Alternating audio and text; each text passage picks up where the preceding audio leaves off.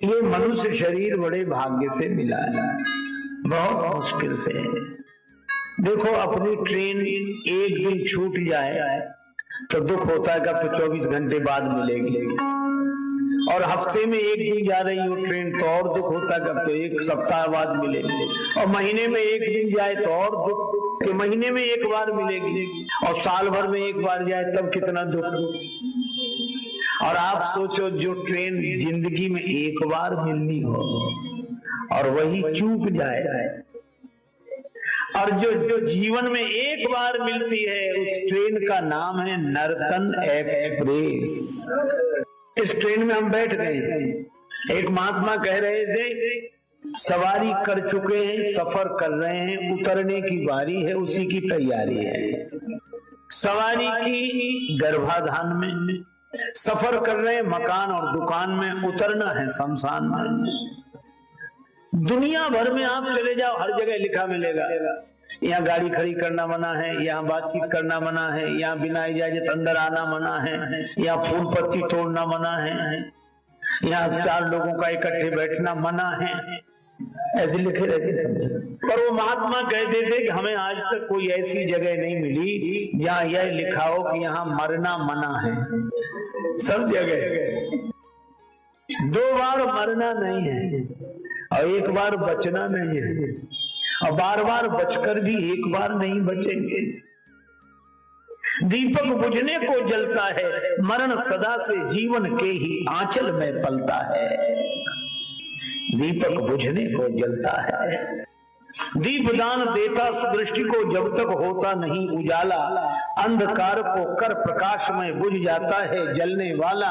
बनकर मिटना विधि विधान है, नहीं कभी भी यह टलता है, दीपक बुझने को जलता है।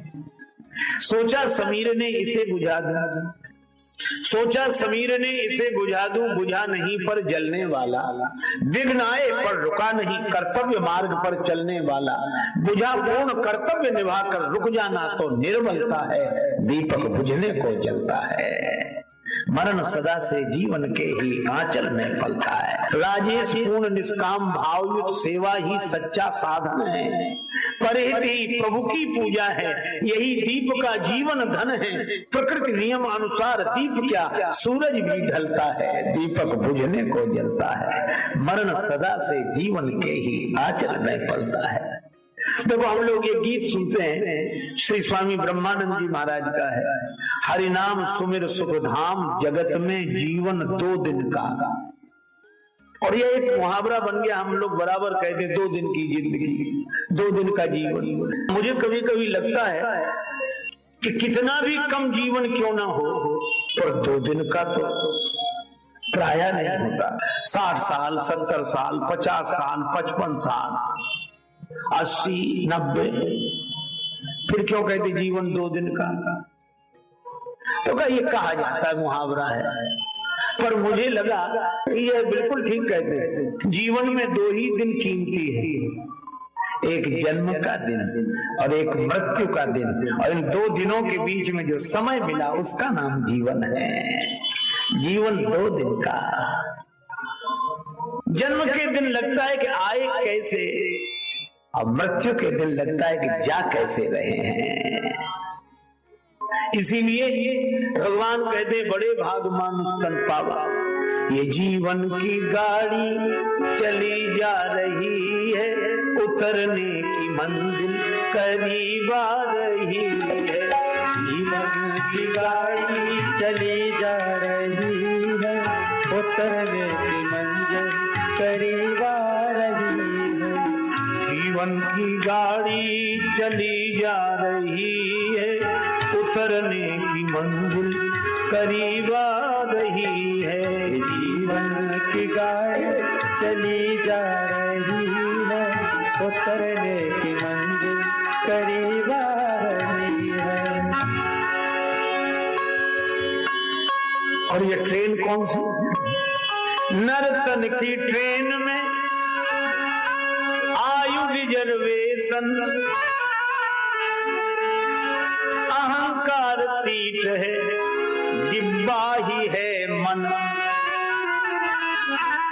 मन के डिब्बे में अहंकार की सीट पर नर्तन एक्सप्रेस में बैठे हैं, आयु का रिजर्वेशन है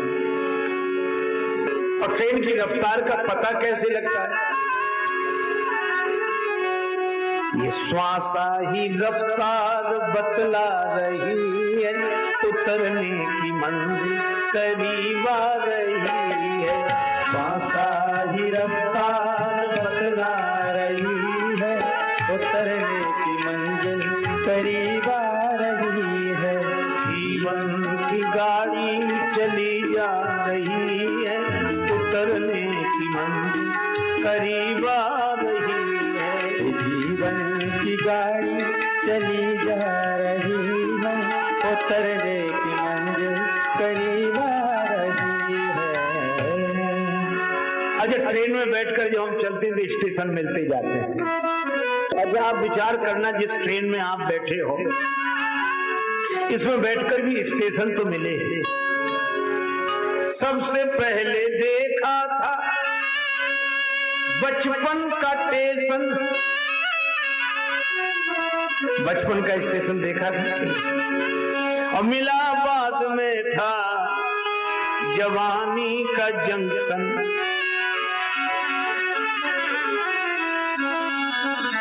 और अब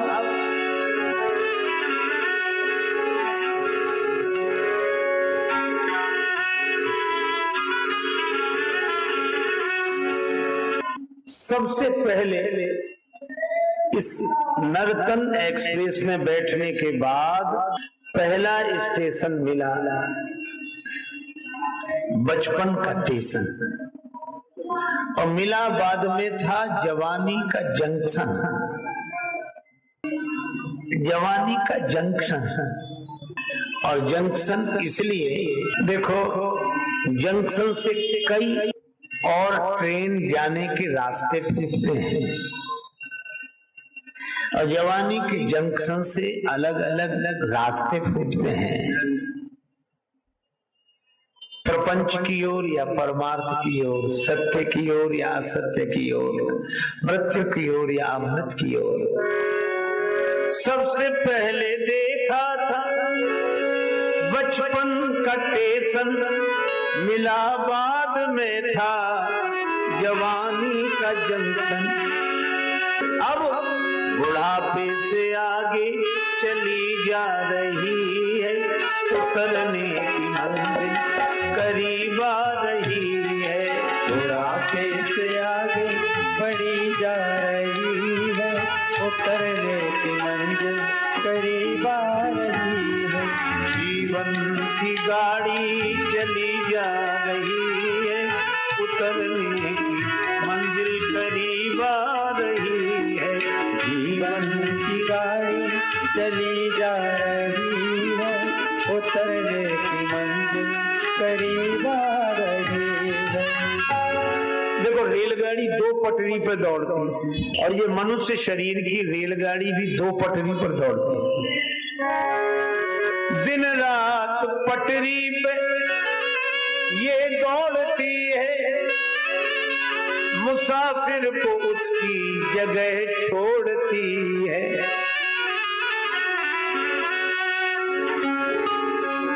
देखो भाई, दिन रात की पटरी पर दौड़ने वाली नर्तन की ट्रेन मुसाफिर को उसकी जगह छोड़ती है। रास्ते के सब दृश्य दिखला रही है, उतरने की मंजिल करीब आ रही है। रास्ते के सब दृश्य दिखला रही है, उतरने की मंजिल करीब आ रही है। जीवन की गाड़ी चली जा रही है, उतरने की मंजिल करीब आ रही है। जीवन की गाड़ी चली जा रही है, उतरने की मंजिल करीब आ रही है। छूटेगा अपने परायों का मेला, राजेश्वरानंद उतरना अकेला, छूटेगा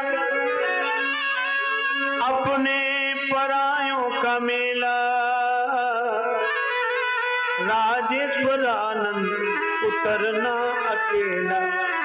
और ये सोचकर तबीयत बहुत यार घबरा रही, उतरने करीब आ रही है, तबीयत हरे वो घबरा रही है, उतरने की मंजिल करीब आ रही है। जीवन की गाड़ी चली जा रही है, उतरने की मंजिल करीब आ रही है। जीवन की गाड़ी चली जा रही है, उतरने की मंजिल करीब आ रही है। भगवान कहते हैं बड़े भाग्य से ये मनुष्य शरीर मिला। देवताओं को दुर्लभ, सुर दुर्लभ। अच्छा देखो, देवता हम लोगों से सुखी हैं, स्वर्ग में हैं, श्रेष्ठ हैं, लेकिन आप ऐसे सोचो कि जैसे कोई बहुत बड़े होटल में ठहरा हो, सारी सुख सुविधाएं उसी के कमरे में, वहीं सब कुछ। अच्छा वो सुख से तो रह सकता है, बहुत सुखी रह सकता है। साधारण आदमी को वो सुख नहीं, होटल में रहने वाले को सब सुख। लेकिन अगर वो अपने मन से वहां कुछ करना चाहे कि ये दरवाजा इधर बंद करेंगे, इधर लगाएंगे, ये खिड़की इधर नहीं इधर लगाएंगे, होटल वाले कहेंगे ये नहीं कर सकते, आप तो रह सकते हो। और कब तक रह सकते हो? जब तक पैसा है। स्वर्ग वाले भी कहते हैं जब तक पुण्य है तब तक स्वर्ग में रहो, सारे सुख भोगो। और क्षीणे पुण्य मर्त्य लोकम विसंति। और जेल में रहने वाला कोठरी में रहता है, बेचारा सजा भुगतता है, पर वहां भी अपने मन से कुछ कर नहीं सकता। लेकिन जो अपने घर में रह रहा वो अपने मन से कुछ कर सकता है। इसी तरह न देवता कुछ कर सकते हैं और न पशु पक्षियों की योनि में रहने वाले कुछ कर सकते हैं। ये कुछ करने का अवसर तो मनुष्य को मिला है, इसलिए सुर दुर्लभ सदग्रंथ न गावा। ये देवताओं को भी दुर्लभ है, देवताओं को भी यह लाभ नहीं है जो मनुष्य को मिला। अच्छा देखो, आपने जितने पशु पक्षी देखे होंगे सब सिर झुकाकर चलते हैं। खड़े रहेंगे तो भले ही सिर उठा लें, पर जब चलेंगे तो सिर झुक जाएगा। लेकिन एक मनुष्य ऐसा है कि जो सिर उठाकर चलता है। पशु पक्षी यही कहते हैं कि अरे मनुष्य, तुझे सिर उठाने का मौका मिला है, सिर उठाने का मौका मिला है, पर ऐसा काम न करना कि सिर झुकाना पड़े। सिर उठाने का मौका मिला है, ऐसा काम न करना कि सिर झुकाना पड़े। अच्छा और एक बात देखो, आप आदमी के अलावा कोई हंस नहीं सकता। खुश हो जाए अलग बात, पर कभी आपने ऐसा नहीं सुना होगा कि आज हमारी बकरी दिन भर हंसती रही। बकरी, घोड़ी, हाथी ये खुश भले ही हो जाए, हंस नहीं सकते। हंसने का मौका केवल आदमी को मिला है। तो सब पशु पक्षी कहते अरे मनुष्य, तुझे हंसने का अवसर मिला है, पर ऐसा काम मत करना कि लोग तुझ पर हंसे। जब तू आया जगत में जगत हंसा तू रोए, ऐसी करनी कर चलो तू हंसे जग रोए। यह मनुष्य शरीर को धारी को ही अवसर मिला है। अच्छा लेकिन एक बात और है, ये सत्संग पशुओं के लिए नहीं है।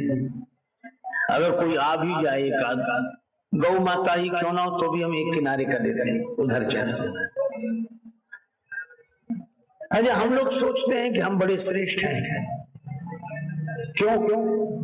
पशुओं के लिए नहीं, आदमी के लिए है, आदमी के लिए। अरे ये योग्यता नहीं, एक दूसरा कारण भी है क्या कारण यह है कि 4 पहिए की गाड़ी को खड़ा करने के लिए स्टैंड की जरूरत नहीं है। 4 पहिए की गाड़ी जहां रोक दो वहीं खड़ी, चलाओ तो चल। लेकिन 2 पहिए की गाड़ी को स्टैंड की जरूरत है। ये मोटरसाइकिल स्कूटर बिना स्टैंड के रुकते नहीं है।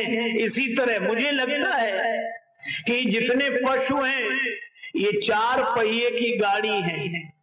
ये पशु 4 पहिए की गाड़ी है, इनको रोकने के लिए किसी स्टैंड की आवश्यकता नहीं है। लेकिन मनुष्य 2 पहिए की गाड़ी है, इसलिए इसे रोकने के लिए सत्संग के स्टैंड की आवश्यकता है। और एक बात बताऊं आपसे, पशु को इसलिए सत्संग की आवश्यकता नहीं है क्योंकि पशु तो जन्म से जो बन गया सो बन गया। कुत्ता है, अब कुत्ता बन गया तो बन गया, वो जीवन भर कुत्ता ही रहेगा, अब उसे बनना नहीं है। गधा बन गया गधा ही रहेगा, बनना नहीं है। घोड़ा बन गया उसे बनना नहीं है।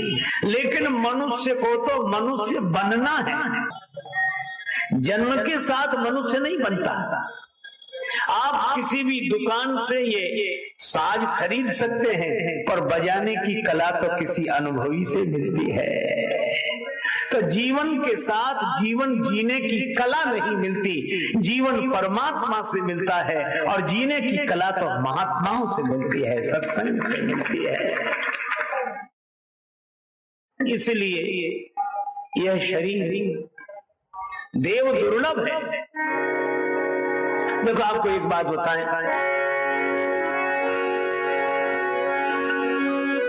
एक बार ब्रह्मा जी के दरबार में एक पशु ने जाकर शिकायत की, ब्रह्मा जी आप जब देखो तो मनुष्य को ही महत्व देते रहते हो, क्या विशेषता है इस मनुष्य में? और इस मनुष्य ने हम पशुओं के साथ जितने अत्याचार किए किसी ने नहीं किए। कैसे? तो उन्होंने कहा कि देखो, आपने घोड़े की पीठ पर एक आदमी की सीट बनाई, ब्रह्मा जी की बनाई हुई है कि एक आदमी घोड़े पर बैठे और जाए। और इस बेईमान आदमी ने तांगा बनाया कि नहीं? जब बता 12 बिठाए, 6-7 तो यही बिठा लिए, 5-6 बजे उनसे कहा कि पुलिस चौकी को उधर चलो, उधर बिठाएंगे। एक आदमी की सीट और इतने बिठाए। दूसरा, भेड़ के शरीर पर जो बाल उगाए गए वो इसलिए ताकि ये सर्दी से बचे, सुरक्षित रहे। और आदमी ने भेड़ को मोड़ दिया, अपने स्वेटर मफलर कोट बनाए, बेचारी भेड़ सर्दी भर ठिठुरती रही। ये अत्याचार है। अच्छा और देखो, बकरी बोली, बहन तेरे तो बाल ही बूढ़े, ये आदमी मुझको ही मूड़ के खा गया। क्या हो गया है हम लोगों को, जरा देखो। मांसाहारी पशु कभी घास नहीं खा सकता, उसके दांतों की बनावट। शेर कितने ही दिन का भूखा हो घास नहीं खा सकता, और घास खाने वाला पशु कभी मांस नहीं खा सकता, उसके दांतों की बनावट उस तरह है। एक आदमी ऐसा है, चाहे जो खिला ले घास मांस चाहे। तब ब्रह्मा जी से शिकायत की गई। इसके बाद भी आप कहते बड़े भाग मानुष तन पावा, हाथी का तन क्यों नहीं, और कोई शरीर क्यों नहीं? ब्रह्मा जी ने कहा कि देखो ऐसा है, तुम लोगों की शिकायत तो जायज है, पर हम आदमी को भी बुला लेते हैं। तो हम मनुष्यों की ओर से एक प्रतिनिधि गया ब्रह्मा जी के यहाँ, और उधर सब पशु पक्षी। तो ब्रह्मा जी ने कहा कि भाई आदमी आ तो गया है, इसकी विशेषता इसलिए है कि और लोग टैं भैं चैं भैं बोलते हैं, लेकिन आदमी बोलता है तो बोली बड़ी अच्छी, स्वर बड़ा अच्छा। कोयल सामने आ गई, जब कोई आदमी सुर में बोलता है तो कहते हाँ क्या कोयल की तरह कूक रहा है। तो ये विशेषता पशुओं से उधार ली कि नहीं, बताओ। सुंदर बोले तो कोयल की तरह, ये बात तुम्हारी नहीं चलेगी। तो मनुष्य बोला कि हम कपड़े अच्छे पहनते हैं। तो हिरण ने कहा तुम्हारे कपड़ों का रंग उड़ जाता, हमारे कपड़े देखो, शरीर का चर्म देखो, इसको उतार उतार कर तुम अपने कपड़े बनाते हैं।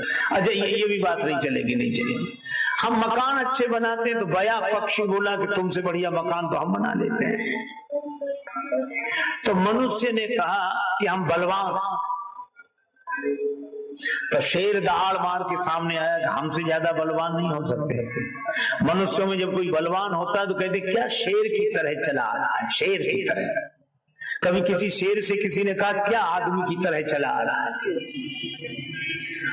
आप सोचो, तो ताकत भी शेर की तरह है, बोली कोयल की तरह है। अच्छा जितनी विशेषताएं सब पशुओं की, नाक तोते की तरह, आंख हिरण की तरह, सब उदाहरण। हमें लगता है इस आदमी में आदमी का है क्या।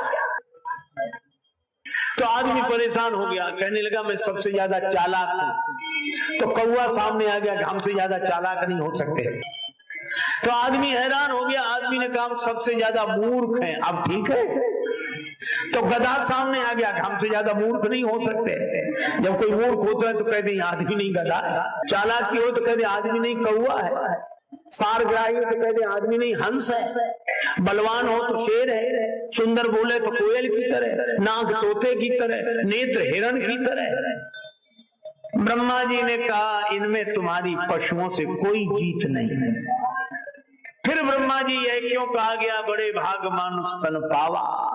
ब्रह्मा जी ने कहा इसलिए क्योंकि इसे जो शरीर मिला है साधन धाम मोक्ष कर द्वारा, साधन धाम मोक्ष कर द्वारा, पाई न जेहि परलोक संवारा, पाई न जेहि परलोक संवारा, पाई न जेहि परलोक संवारा।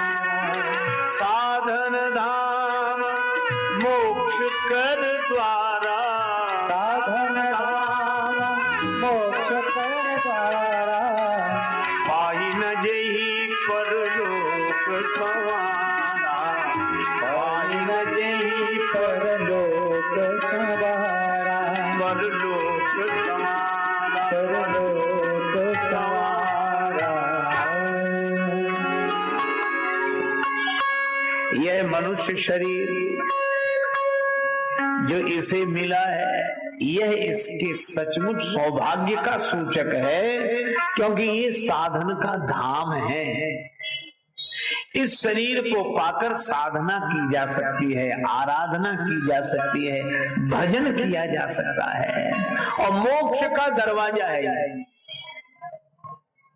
अच्छा मोक्ष कर द्वारा का अर्थ आप ऐसे सोचें, एक सूरदास नेत्रों से उसे बेचारे को दिखाई नहीं देता, एक घेरे के बीच में फंस गया,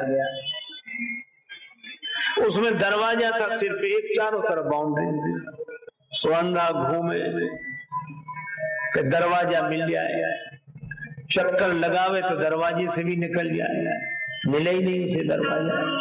एक महात्मा को दया लगी, महात्मा ने कहा कि भाई दरवाजा तो इसमें है पर तुम्हें दिखता ही नहीं है, तो क्या हम निकल नहीं सकते? कोई उपाय नहीं है? उपाय एक ही उपाय है। क्या? तुम दीवाल पर हाथ लगाना शुरू करो, ऐसे देखते जाओ, ऐसे दीवाल पर हाथ लगा लगा के देखते जाओ। जैसे ही दरवाजा आएगा तुम्हारे हाथ ही बता देंगे कि दरवाजा आ गया, पार हो जाना।